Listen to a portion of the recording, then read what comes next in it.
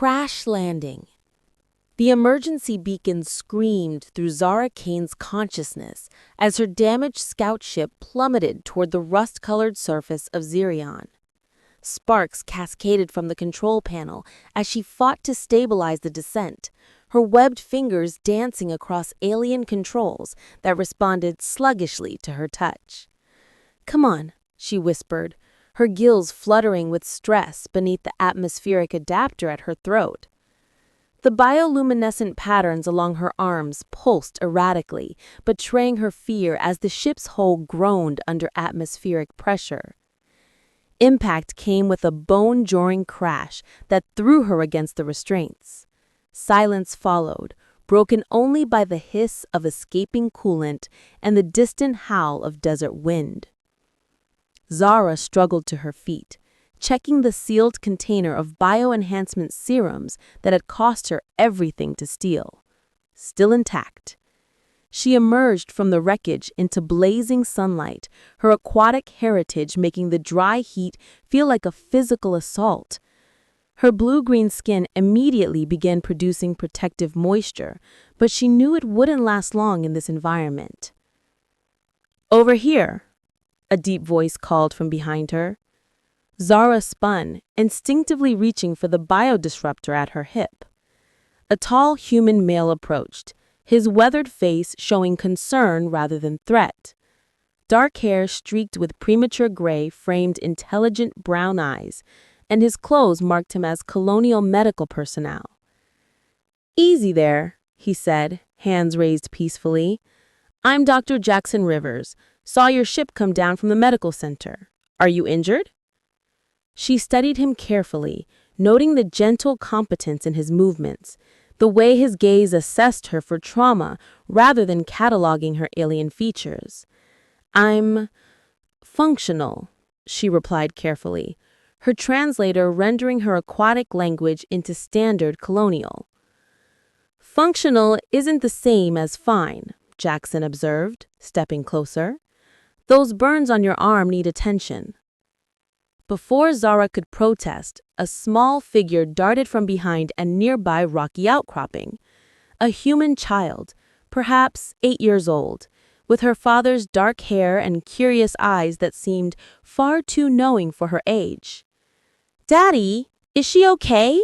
the girl asked, her voice carrying a slight rasp that spoke of respiratory issues. "Her ship made such a loud noise when it crashed." "This is my daughter Mira," Jackson said, his voice softening noticeably.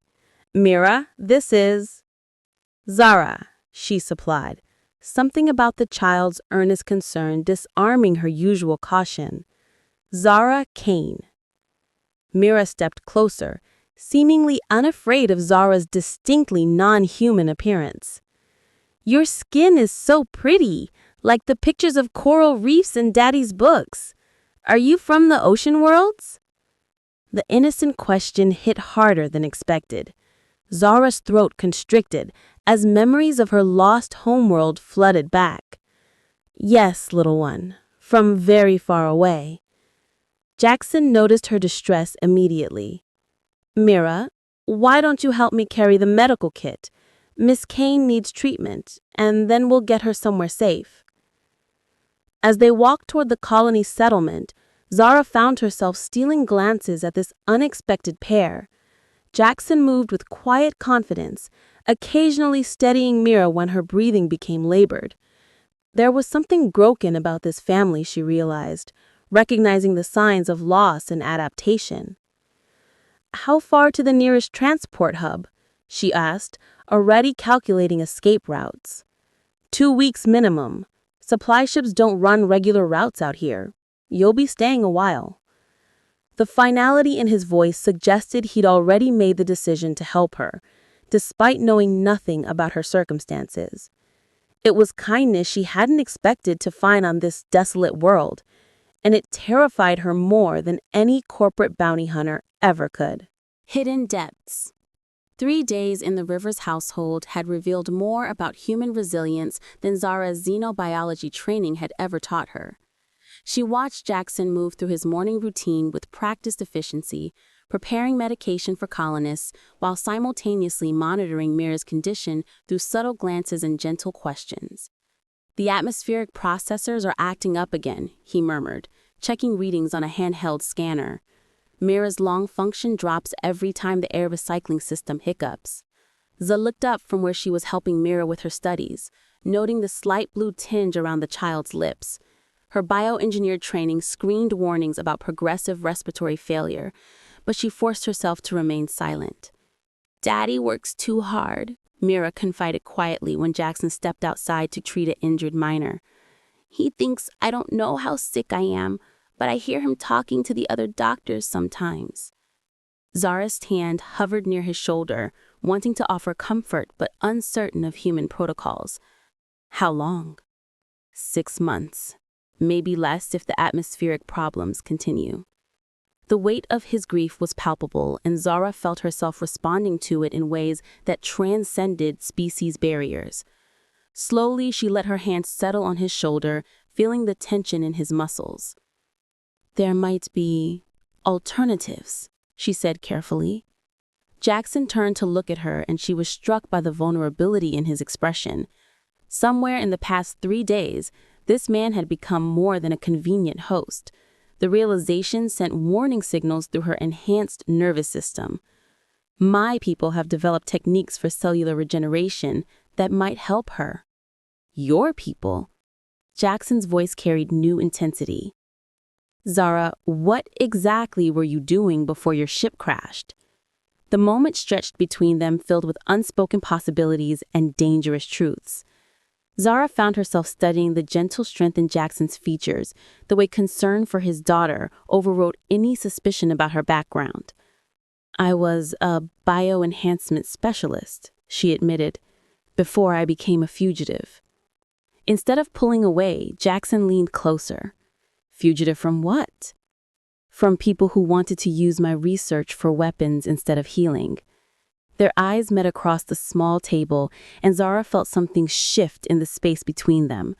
Jackson's hand moved to cup hers, his touch warm against her naturally cool skin. "Could you really help her?" he whispered. "Yes," I breathed, "but doing so would put you both in danger. The people hunting me, they won't stop."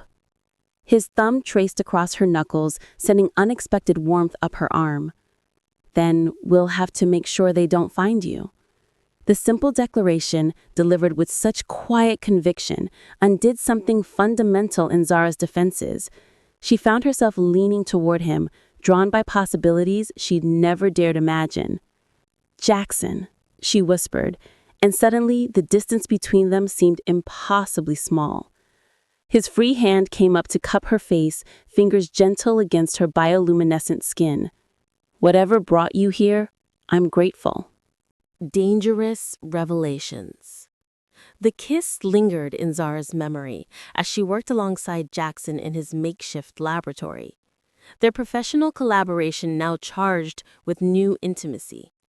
She watched him prepare standard treatments with careful precision, occasionally brushing against her as they moved around the confined space. "The bioenhancer should begin cellular repair within hours," she explained, calibrating the delicate serum she'd synthesized from her hidden supplies. "But Mira's body will need time to adapt." Jackson nodded, trust evident in his acceptance of her alien technology. "How did you learn to do this?" "My sister," Zara said softly, not looking up from her work. "She was born with similar degenerative issues. I spent years developing treatments for her." "Was?" Jackson caught the past tense immediately. Zara's bioluminescent patterns dimmed. "The military wanted to weaponize my research, turn healing technology into something that could cause cellular breakdown instead of repair. When I refused," she took a shaky breath, "they tested the weaponized version on political prisoners, including her."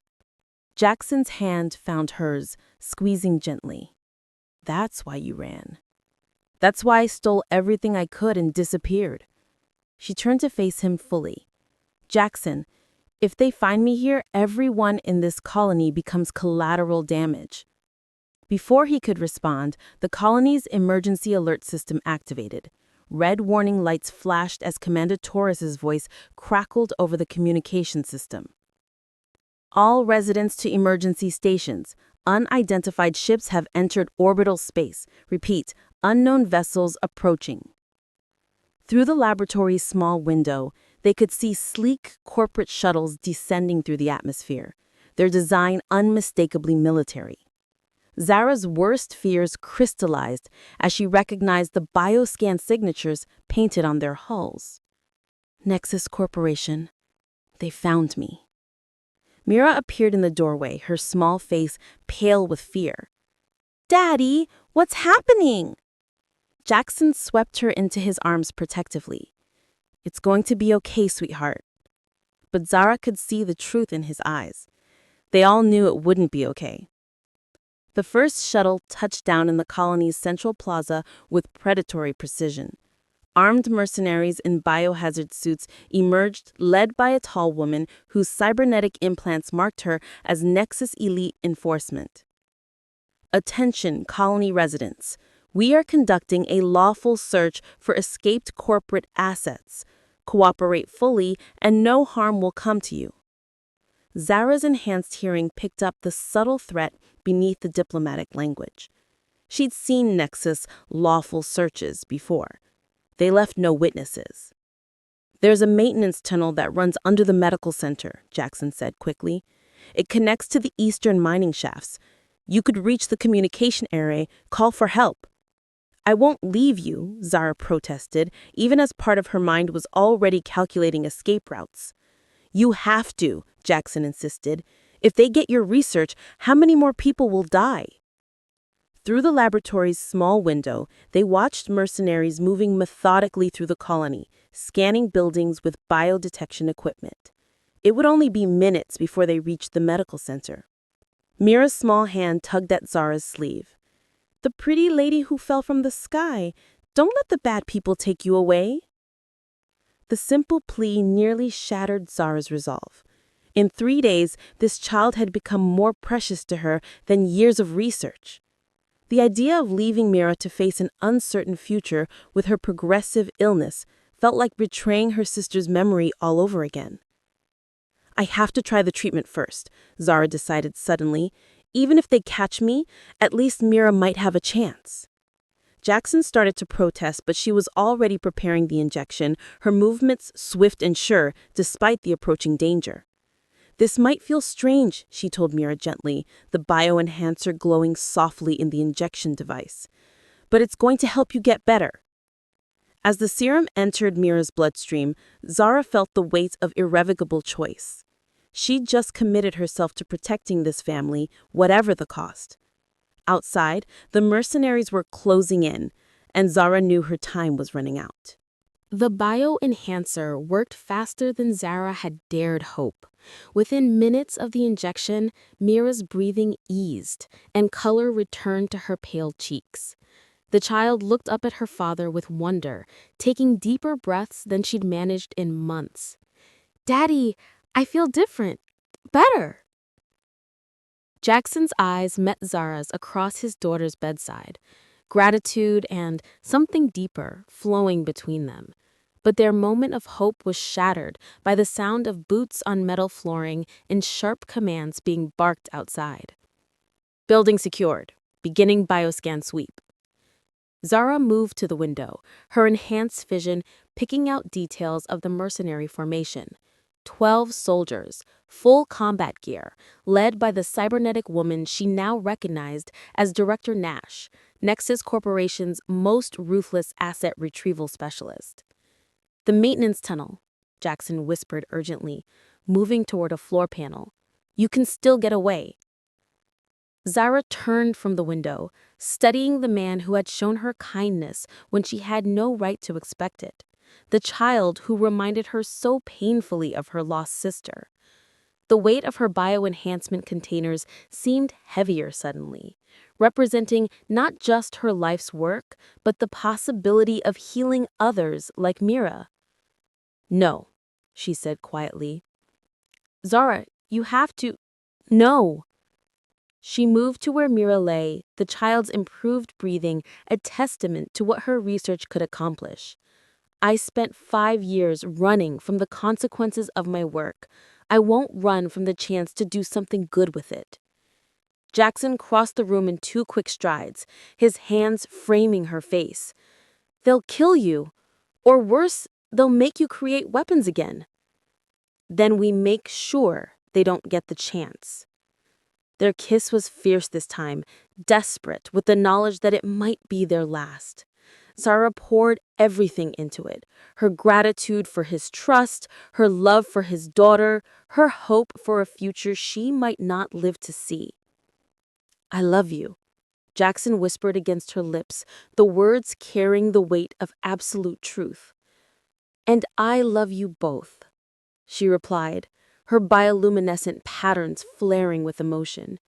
Which is why I'm going to end this. The sound of forced entry echoed through the building. Zara activated her remaining bioenhancement devices, feeling the familiar surge of power as her body's capabilities expanded beyond normal aquatic limits. Stay with Mira, she commanded, moving toward the laboratory's main door. Whatever happens, keep her safe. Building cleared. Target located. Nash's voice carried clearly through the communication system. Dr. Zara Kane, you will surrender yourself and your research materials immediately. Zara stepped into the corridor, her hands raised, but her bioenhancers humming with concealed energy. Nash stood at the far end, flanked by armed soldiers whose weapons were trained on her. Director Nash, I acknowledge. Still using humans as disposable tools, I see. Your research belongs to Nexus Corporation. Surrender it willingly, and the colonists remain unharmed. The same promise you made on Kepler Station before you executed every witness? Nash's cybernetic eye flared with red light. Your sister should have convinced you that resistance is futile. Rage flowed through Zara's enhanced nervous system like liquid fire. Her bioluminescent patterns blazed with brilliant light as she dropped all pretense of submission. My sister convinced me that some things are worth dying for. The battle erupted with devastating swiftness. Zara's enhanced reflexes allowed her to dodge the first volley of stun blasts while simultaneously releasing targeted biodisruptors that interfered with the mercenaries' equipment. The corridor filled with the sound of weapons fire and electronic warfare. But she was outnumbered, and Nash's cybernetic enhancements made her a formidable opponent. Zara felt the tide turning against her as her bioenhancers began to overload from the sustained combat. Then she heard Mira's voice from the laboratory doorway. Leave her alone! The child stood there defiantly, her father's protective arm around her shoulders, but her breathing remained strong and clear, thanks to Zara's treatment. The sight of them, this family that had become her anchor, gave Zara the strength for one final gambit.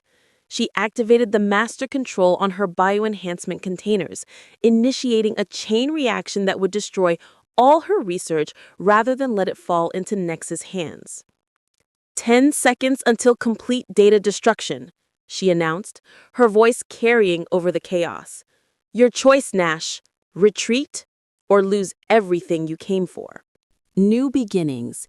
The 10-second countdown felt eternal as Nash weighed her options.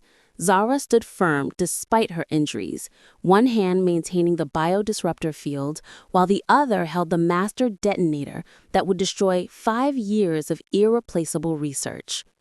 You're bluffing, Nash snarled, but uncertainty flickered in her cybernetic eye. 3 seconds, Zara announced calmly. Nash's tactical programming apparently reached the same conclusion as her human instincts. Fall back. Prepare orbital bombardment. As the mercenaries retreated, Zara sagged against the corridor wall, her bioenhancers finally failing from overuse. Jackson was beside her instantly, his medical training taking over as he assessed her injuries. The bombardment, she gasped. They'll destroy the colony to eliminate me. Not if we get you off-world first, Jackson said firmly. Commander Torres is already coordinating evacuation procedures. There's no transport, Zara protested weakly. Mira tugged at her sleeve, the child's breathing still strong and clear. Daddy fixed the crashed ships before. He can fix yours. Hope flickered in Zara's chest as Jackson's expression shifted to determined calculation. The drive core wasn't damaged, just the atmospheric controls. With the right modifications, they worked together in her crashed ship, Zara's technical knowledge combining with Jackson's practical engineering skills, while Mira served as their assistant. The intimacy of shared purpose felt natural now, as if they'd been a team far longer than mere days. Fusion coupling restored, Jackson announced, sweat beading his forehead. But the navigation system is completely fried. I can pilot on manual, Zara assured him, testing the bio-neural interface she'd rigged to bypass the damaged computers. But where can we go? Nexus has resources throughout this sector. The Outer Rim territories, Mira suggested with the matter-of-fact wisdom of childhood. Daddy says nobody bothers people way out there. As they prepared for departure, Zara found herself reluctant to leave this place, where she discovered something she'd never expected to find.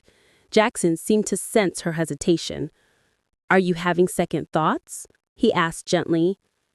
I'm thinking about futures, about the life I could have here if circumstances were different. Maybe they will be different, Jackson said, drawing her close.